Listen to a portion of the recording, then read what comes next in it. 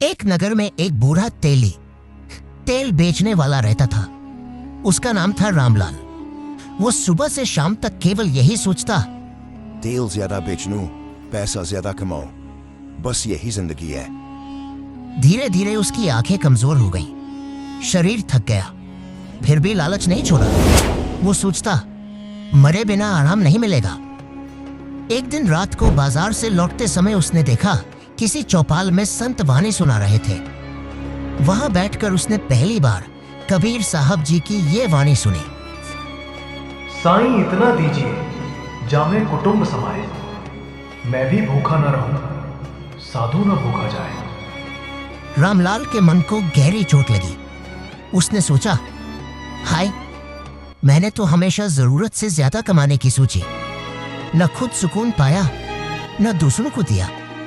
वो पछताते हुए बोला, अब तो देर हो गई, मेरी जिंदगी डूब गई। उसी समय अंधेरे में एक दीपक जल उठा। दीपक के लौ में उसे एक संत दिखाई दिए। वे और कोई नहीं, स्वयं कबीर साहब जी थे। कबीर साहब जी ने कहा, रामलाल, सत्य का दीपक जब जलता है तो अंधेरा चाहे कितना भी पुराना हो, क्षण भर में मिट जाता है। तेरा अंधेरा भी अब मिट सकता है। रामलाल रो पड़ा, मेरी सांसें तो गिनती की रह गई हैं। कबीर साहब जी ने मुस्कुराकर कहा, अगर सच्चे मन से प्रभु का नाम जपो तो एक एक पल भी अनंत बन जाता है। और जब परमात्मा चाहे तो तुझ पर कृपा कर, तेरे समय को बढ़ा भी दे। रामलाल ने वही संकल्प किया। उसने दुकान से कमाई का कुछ हिस्सा निर्धनों को बांटना शुरू किया। नाम जपने लगा। एक गांव में एक बुजुर्ग आदमी रहता था, नाम था हरिराम। पूरी जिंदगी उसने दौलत कमाने, रिश्ते बनाने और सांसारिक कामों में लगा दी। उसे लगता था कि यही जीवन का मकसद है। एक दिन खेत से लौटते समय उसने सुना कि एक साधु कहीं पर कबीर साहब जी की वाणी सुना रहे हैं। हरिराम वहीं रुक गया। साधु कह रहे थे, मनुष्य जन्म बड़ा अनमोल है, इसे व्यर्थ मत गवाओ। ये वाक्य हरिराम के दिल में जैसे तीर बनकर लगा। उसने सोचा, हाय, मेरा तो पूरा जीवन ही व्यर्थ चला गया। अब तो मेरी उम्र भी निकल गई, भक्ति कैसे करूंगा। वो घर आकर कई दिन तक उदास रहा। फिर एक दिन उसने तय किया कि अब मैं वापस जाकर साधु से मिलूंगा। चलते चलते वह एक बड़ी चट्टान के पास पहुंचा, जहां एक संत बैठे थे। उनका चेहरा शांत और चमकता हुआ था। ये खुद कबीर साहब जी थे, जो साधु वेशभूषा में प्रकट हुए थे। हरिराम ने हाथ जोड़कर कहा, मेरा तो सब कुछ व्यर्थ चला गया, मेरी उम्र निकल गई, अब मुक्ति नहीं होगी। उसकी आंखों में आंसू थे। कबीर साहब जी ने मुस्कुराकर कहा, बेटा, अभी भी देर नहीं हुई। यदि सच्चे मन से नाम जपोगे, सच्ची भक्ति करोगे, तो परमात्मा तुम्हारा जीवन बढ़ा भी सकता है, क्योंकि परमात्मा दयालु है, वह अपने प्रेमी को मौका देता है। हरिराम ने उनके चरण पकड़ ली और कहा, भगवान, अब मैं आपको ही जीवन समर्पित करता हूँ। कबीर साहब जी ने उसे नाम दीक्षा दी और सच्ची भक्ति का मार्ग बताया। धीरे धीरे हरिराम के मन में शांति उतरने लगी। उसकी उम्र सच में बढ़ गई। वह कई वर्षों तक भक्ति करता रहा। अंत समय में कबीर साहब जी ने स्वयं आकर उसे मोक्ष दिया। गांव के लोग चकित रह गए। जो आदमी कभी संसार में डूबा रहता था, वही अब कबीर साहब जी के नाम में डूबकर मुक्त हो गया।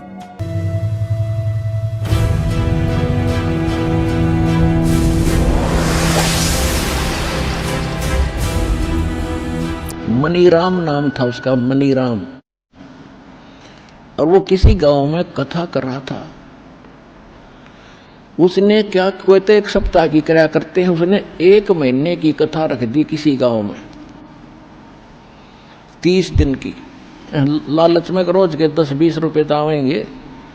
पहले रुपया बहुत महंगा होता था, चांदी का नोट होता था।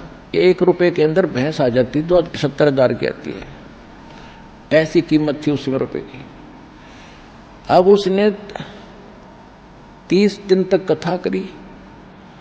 30वें दिन उसने भोग लगाना था, कथा का संपूर्ण करना था।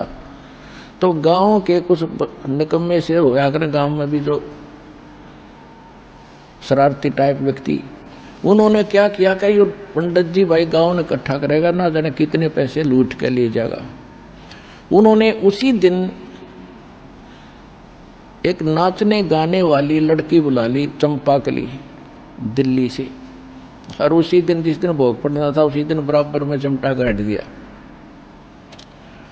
अब उस नाचने वाली तो 2 घंटे में 500 रुपये लेगी, चांदी के 500 रुपये का सारे गांव में, और 30 दिन में पंडित जी का आए 30 रुपये। 30 दिन उसने तो ड्रामा कर 30 रुपये आए, और वह 2 घंटे में लेगी 500 रुपये। तो वो मणिराम ब्राह्मण अपने लेकर 30 रुपये चल पड़ा। उसको ये पता चला कि यहाँ कोई संत रहते हैं गरीबदास जी। वो गरीबदास जी के पास गए, रुक के बैठ के, गरीबदास जी भी बैठे थे वहाँ। कुछ चेले थे गुरु जी के, गरीबदास जी के, वो भी बैठे थे। ब्राह्मण को आसन दिया कि ब्राह्मण आगे हैं भी आसन दो, अलग से आसन दे दिया, सूचा बैठा दिए। और सुनाओ ब्राह्मण, गरीबदास जी ने पूछा, सुनाओ विपर जी, कुशल हो? मणिराम जी कहता, महाराज क्या कुशल है? कहते, कति जनता का तो नाश जा लिया, कर्म धर्म का ज्ञान रहा ना, बिजली गिरी पड़ी है, नाश हो लिया। अन्यू ना बताओ बीमारी की है, कहानी क्या है? तो वो चेले पूछने लगे गरीबदास जी से, महाराज जी पंडित जी बहुत दुखी हो रहे हैं, बड़े अक्षुब्ध हैं, इनको क्या तकलीफ है? गरीबदास जी कहते हैं कि फूटी ज्ञान विवेक की और अंधा है जगदीश, चंपाकली को 500 और मणिराम को 30। यो रोड़ा भाई इनका। गरीबदास जी कहते हैं जनता का विवेक खत्म हो लिया भाई, और यहाँ का भगवान अंधा है, इसने सारे उल्टे काम करवाने। यो अंधा है जगदीश। और क्या हुआ कि पंडित जी को तो 30 रुपये मिले हैं, और चंपाकली 500 लेगी। यो 9 दुख पा रहा है।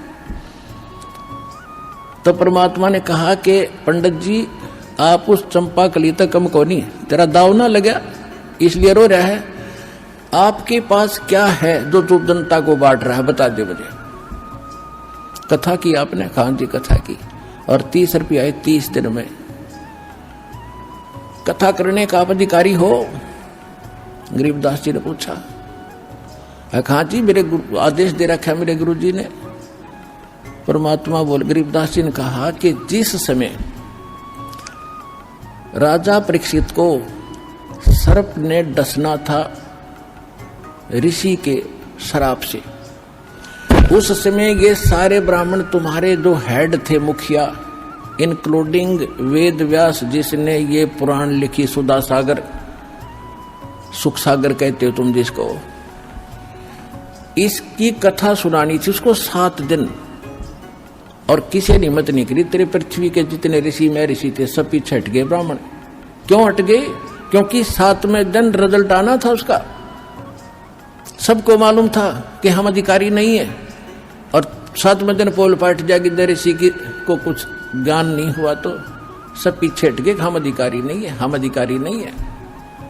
फिर कौन, कैसी हुई वो कथा? स्वर्ग लोक से सुखदेव ऋषि बुलाए गए थे, उन्होंने कथा सुनाई। जब उस कथा से जो लाभ उसको मिलना था, परीक्षित ऋषि को केवल यहां से वृत्ति हटानी थी उस कथा के प्रभाव से। वो सर्प ने तो डसना था, उसने मरना भी था, वो ये तो ये कर ही नहीं सकते। तो कि उस समय ये कहाँ गए थे, तो ये कथा करने वाले सब लोग कहते हम अधिकारी नहीं है। अरे तुम सारे अधिकारी पा के गए, खा के तुम्हारे पास।